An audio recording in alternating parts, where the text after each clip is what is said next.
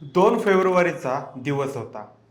मुंबईतील गाजलेलं वानखेडे स्टेडियम होतं आणि त्या मैदानात तळ ठोकून होता तो म्हणजे अभिषेक शर्मा. नाम तो सुनाई होगा. एकीकडे भारतीय क्रिकेट संघ कसोटी सामन्यात पिछाडीवर पडत असला तरी देखील T20चं व्यसन मात्र भारतीय संघाने कायम ठेवलं आहे. भारतीय T20 क्रिकेट संघातून विराट कोहली आणि रोहित शर्मा यांनी निवृत्ती घेतल्यापासून अनेक क्रिकेट चाहत्यांनी T20 सामना टाळण्याचा निर्णय घेतला.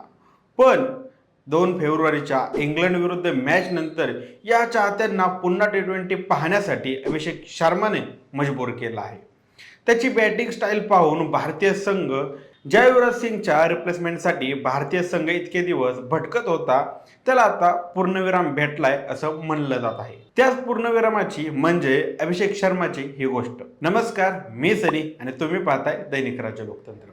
आता भारतीय संघाला 2007चा T20 वर्ल्ड कप आणि 2011चा वन डे वर्ल्ड कप जिंकून देण्यात त्याचा खारीचा वाटा होता. त्या युवराज सिंगने 10 जून 2019 मध्ये निवृत्ती घेतली होती. आता यापूर्वीही अनेक दिग्गज खेळाडूंनी निवृत्ती घेतली आहे. यामध्ये सचिन तेंडुलकर, राहुल द्रविड, सेहवाग अशा अनेक खेळाडूंचा समावेश आहे. पण सचिन तेंडुलकरचे रिप्लेसमेंट म्हणून विराट आला, सेहवागचे रिप्लेसमेंट म्हणून रोहित आला, तर राहुल द्रविडचे रिप्लेसमेंट म्हणून अजिंक्य रहाणे आला. पण युवराज सिंग निवृत्त झाल्यानंतर त्याची जागा कोणालाच भरून काढता आलेली नाही. भारतीय संघाने युवराज सिंग सारखा खेळाडू तयार करण्यासाठी अनेक प्रयत्न देखील केले. विजय शंकर, दीपक हुड्डा, शिवम दुबे, अगदी हार्दिक पांड्या अशा खेळाडूंना त्या दृष्टीने तयार करण्याचा प्रयत्नही केला, पण हाती आली ती निराशाच. युवराजच्या निवृत्तीच्या एका वर्षाआधी म्हणजे 2018 साली भारताच्या अंडर-19 संघाने वर्ल्ड कप आपल्या नावावर केला होता. या संघात शुभमन गिल, पृथ्वी शॉ आणि अभिषेक शर्मा हे देखील होते. आता त्या संघातील हे तिन्ही खेळाडू आंतरराष्ट्रीय संघात खेळले आहेत, पण येथील पृथ्वी शॉला त्याचं स्थान कायम राखता आलेलं नाही. पण दुसरीकडे शुभमन गिल आणि अभिषेक शर्मा यांनी मात्र क्रिकेट विश्वात आपलं स्थान बनवलं आहे. आता या दोघांचा गुरु एकच आहे, द लेजंड युवराज सिंग. आता युवराज सिंगचा डाऊनफॉल आणि अभिषेक शर्माचा क्रिकेट विश्वात उदय सोबतच झालाय. या दोघांनी डोमेस्टिक क्रिकेटमध्ये 2-3 मॅच देखील सोबत खेळल्या होत्या. मात्र त्यांची जवळीक वाढली ती म्हणजे कोरोनाच्या लॉकडाऊनमध्ये.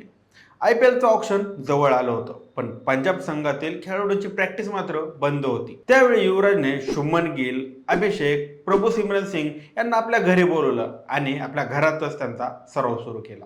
त्यानंतर 2019 मध्ये अभिषेक शर्माला सनरायझर्स हैदराबादनं खरेदी केलं, पण त्याची कामगिरी चमकली ती 2023 आणि 24च्या IPL हंगामात. त्यावेळेस हेड सोबत मिळून IPL मध्ये अभिषेक शर्माने धुव्वा उडवला होता.